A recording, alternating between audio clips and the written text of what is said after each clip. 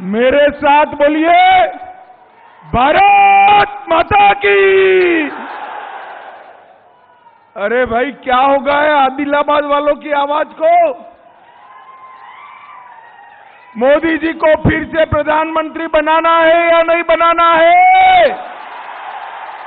400 पार करना है या नहीं करना है? आदिलाबाद से गोदाम नागेश को जिताना है या नहीं जिताना है? तो भले आदमी ऐसी आवाज नहीं चलती। दोनों हाथ उठाइए, उठाइए दोनों हाथ, विजय के संकल्प की मुट्ठी बींचिए और प्रचंड आवाज से बोलिए, भारत माता की, वंदे, जय श्री राम, जय जय श्री राम। मंच पर उपस्थित पलवई हरेश बाबू जी, पायल शंकर जी, ए महेश्वर रेड्डी जी, श्री रामाराव पटेल जी, डॉक्टर कोट्टापल्ली श्रीनिवास जी, अलजापुर श्रीनिवास जी, अय्यर नगरी भूमन्ना जी, रमेश राठौड़ जी, श्री ब्रह्मानंद धाम जी, श्री अंजी कुमार रेड्डी जी, नल्ला इंद्रकरण रेड्डी जी, और आज जिनको जिताने के लिए मैं आया हूं, हमारे लोकप्रिय प्रत्याशी गोदाम नागेश जी। जोर से ताली बजाइए नागेश जी के लिए। और आज आदिलाबाद की सभा में आए हुए प्यारे भाइयों, बहनों, माताओं और मेरे जिगर के टुकड़े जैसे युवा मित्रों, आप सभी को नमस्कार। भाइयों और बहनों, सबसे पहले मैं गौंड समुदाय के भगवान श्री नागोबा को प्रणाम कर कर मेरी बात की शुरुआत करता हूं। मैं बासर सरस्वती मंदिर, उसमें विराजे सभी देवी देवताओं को प्रणाम करता हूं। भैया मीडिया सेट कर कर बैठ जाओ, जरा कैमरा सेट कर कर बैठ जाइए, जरा प्लीज बैठ जाइए। अरे बैठ जाओ भाई, बैठ जाओ भाई, ग्रे शर्ट बैठ जाओ। मैं स्वातंत्र सेनानी श्री रामजी गोंड, कोमाराम भीम और कोंडा लक्ष्मण बापू जी को भी मनपूर्वक प्रणाम करना चाहता हूं। भाइयों और बहनों, मैं जब यहां आया हूं तब 2 चरण के चुनाव समाप्त हो चुके हैं। आपको 2 चरण का परिणाम जानना है क्या? मैं बताऊं? 2 चरण में मोदी जी सेंचुरी लगाकर आगे निकल गए हैं। तीसरे चरण में हम 200 के आसपास पहुंचेंगे और जब तेलंगाना आएगा 250 भारतीय जनता पार्टी क्रॉस कर जाएगी। भाइयों और बहनों, तेलंगाना में हर चुनाव में भारतीय जनता पार्टी ने अपना वोट शेयर बढ़ाया। 2014 में सिर्फ 1 सीट मिला, 19 में 4 सीट, और मेरी बात आज डायरी में लिख लेना, 24 में हम 10 से ज्यादा सीटों पर कमल खिलाने वाले हैं। भाइयों और बहनों, 10 सीट जीतनी है तो ये सीट भी भारतीय जनता पार्टी को जीतनी पड़ेगी। भाइयों और बहनों, आने वाले दिनों में मोदी जी के नेतृत्व में फिर से एक बार फिर से एक बार भारतीय जनता पार्टी की सरकार बनानी है और फिर से एनडीए की सरकार बनाने का मतलब है दुनिया में तीसरे नंबर की इकोनॉमी भारत को बनाना। इसका मतलब ये है भाई और बहनों, इस चुनाव में दो खेमे पड़े हुए हैं। एक एनडीए का जो मोदी जी के नेतृत्व में है और दूसरा इंडिया अलायंस जो राहुल बाबा के नेतृत्व में है। दोनों खेमे स्पष्ट है। एक और 12 लाख करोड़ के घपले घोटाले भ्रष्टाचार करने वाली कांग्रेस पार्टी है और दूसरी ओर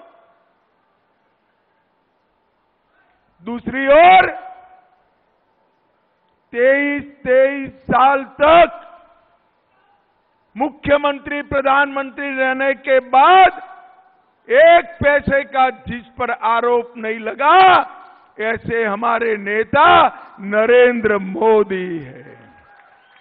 एक और चांदी की चमच के साथ जन्मे हुए राहुल बाबा है और दूसरी ओर गरीब चाय वाले बेटे के घर में जन्म लेने वाले हमारे नरेंद्र मोदी है। भाइयों और बहनों,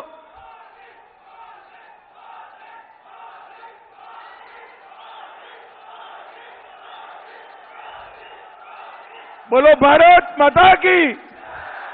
भाइयों बहनों, एक और 23 साल तक एक भी छुट्टी लिए बगैर दीपावली के दिन भी देश की सीमाओं पर सेना के जवानों के पास मिठाई खाने वाले नरेंद्र मोदी है और दूसरी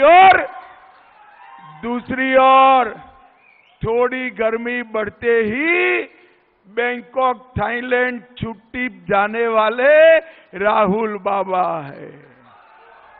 भाइयों बहनों, आदिलाबाद की जनता ने तय करना है कि गरीबों का काम करने वाला नरेंद्र मोदी चाहिए या राहुल बाबा चाहिए।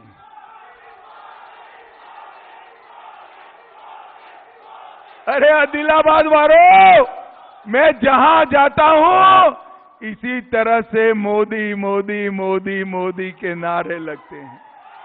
भाई और बहनों, नरेंद्र मोदी जी ने जितने भी वादे भारतीय जनता पार्टी ने किए थे वो सारे पूरे किए।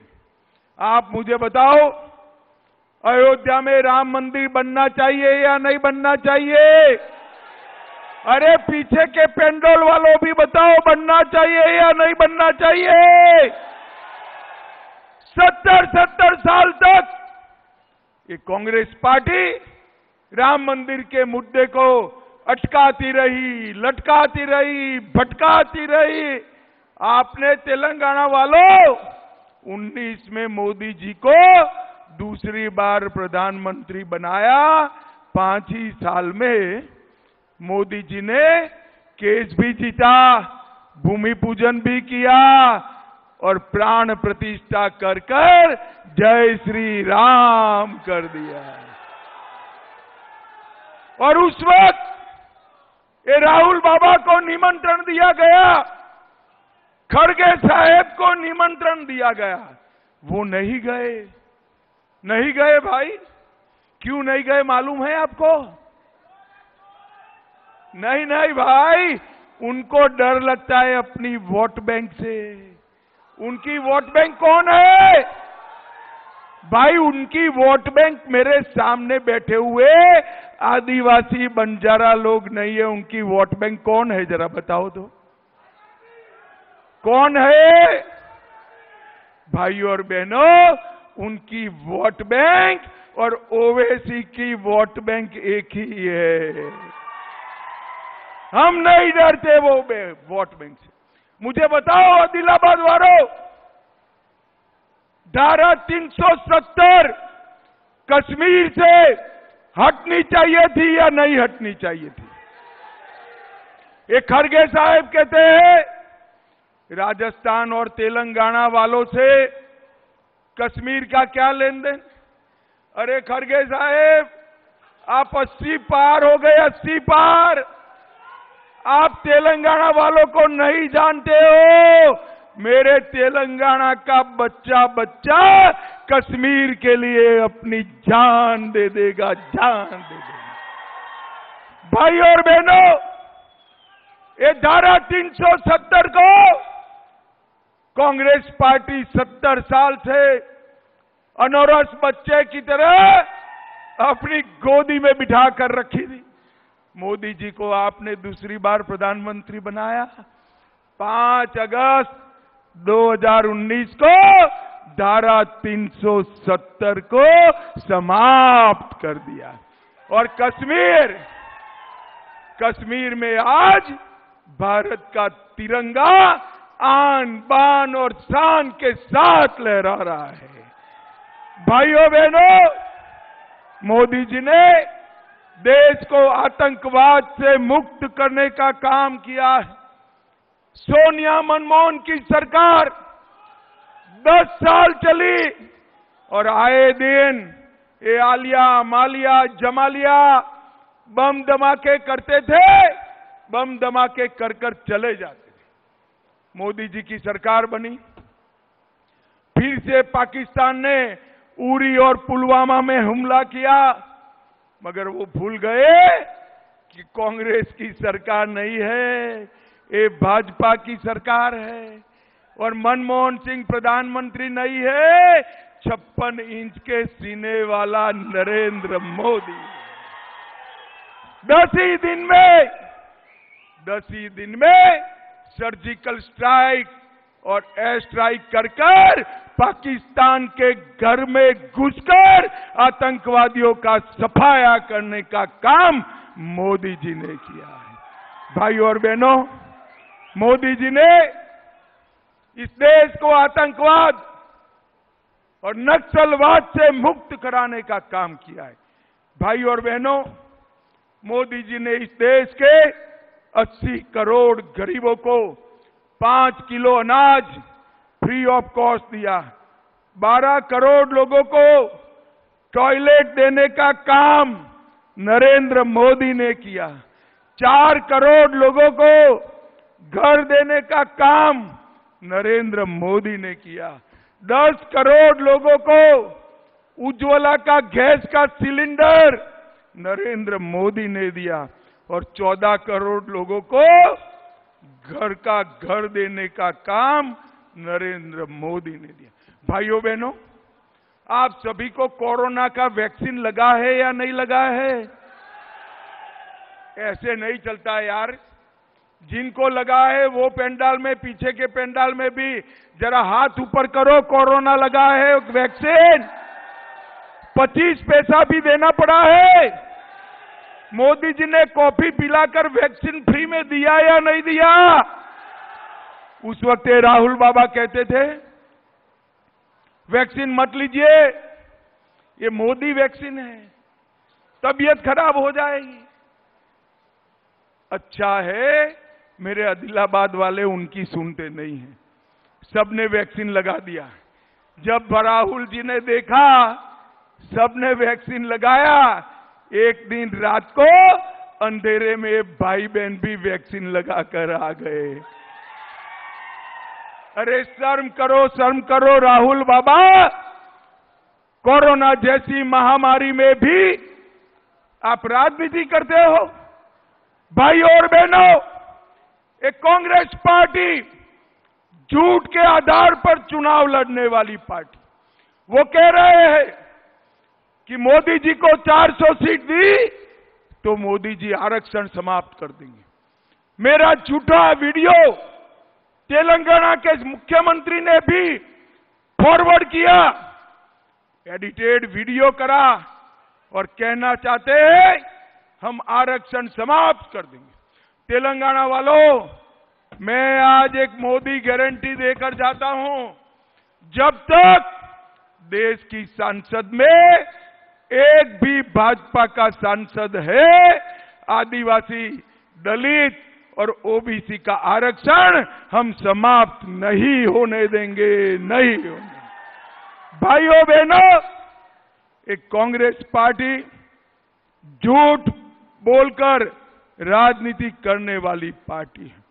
एक कांग्रेस पार्टी पूर्ण बहुमत से आई, इतने कम समय में कांग्रेस पार्टी ने ये तेलंगाना को कांग्रेस का एटीएम बना दिया है। हर रोज ये सरकार, कांग्रेस की सरकार तेलंगाना से करोड़ों रुपया कांग्रेस के फंड में भेज रही। पहले यहां पर टीआरएस भ्रष्टाचार करता था, अब तेलंगाना में कांग्रेस पार्टी कर रही है। तुमिदी हट्टी बैराज इन लोगों ने पूरा नहीं किया। डॉक्टर आंबेडकर प्राणहिता चेवेल्ला प्रोजेक्ट गड्ढे में गया। सिंचाई की व्यवस्था भी इन लोगों ने नहीं की। कुप्ती परियोजना डूब गई।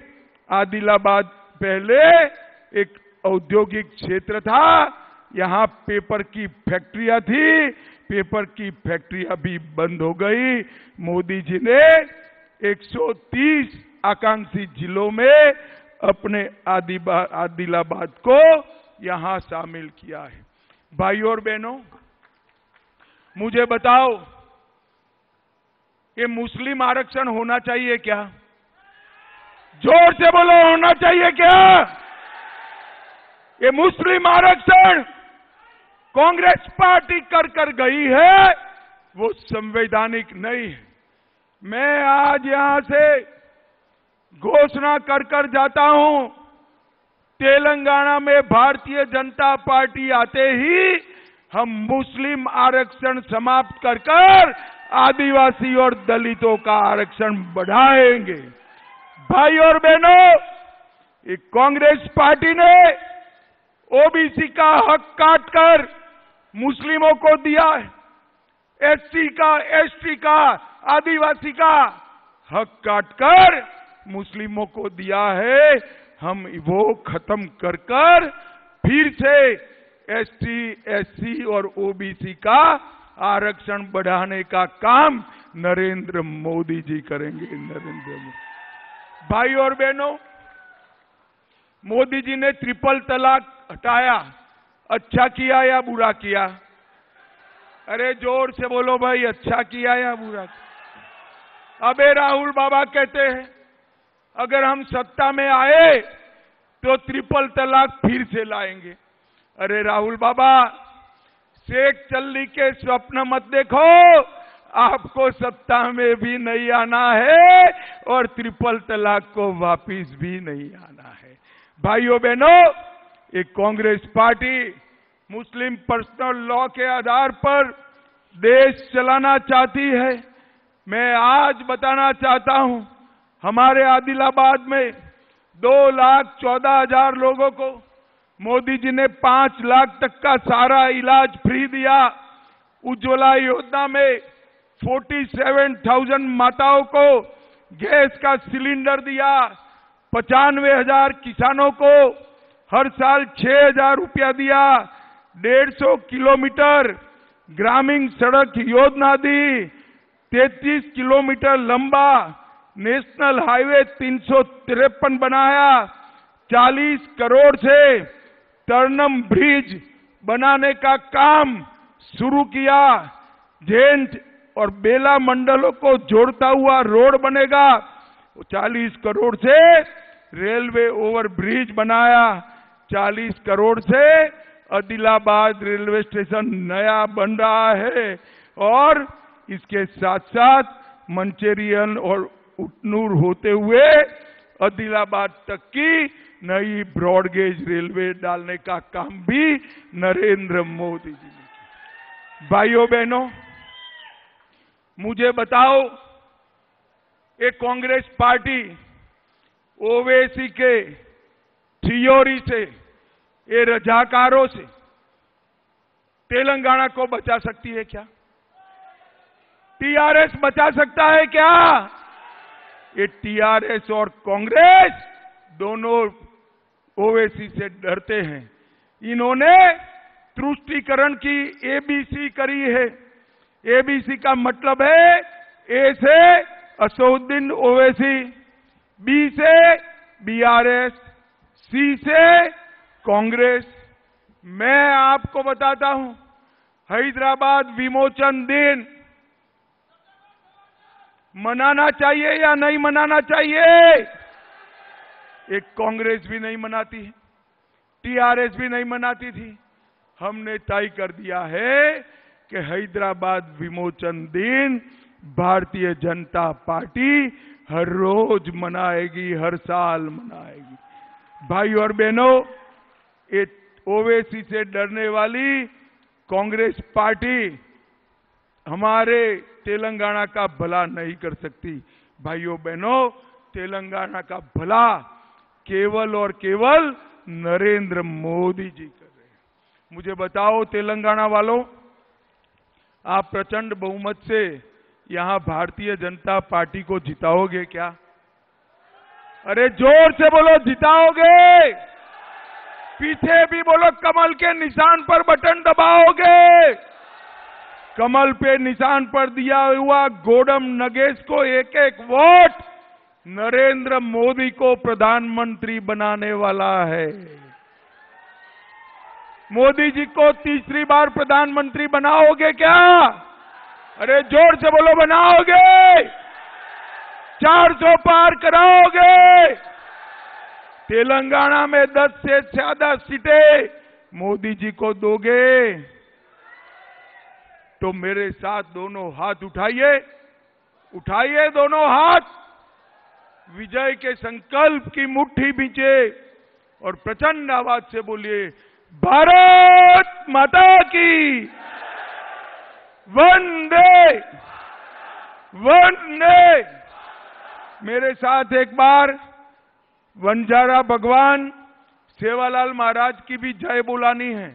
बुलाएंगे सभी लोग? तो बोलिए सेवालाल महाराज की। और एक बार प्रभु श्री राम का जयकारा लगाइए, दोनों हाथ उठाकर बोलिए, जय श्री राम, जय जय श्री राम, वंदे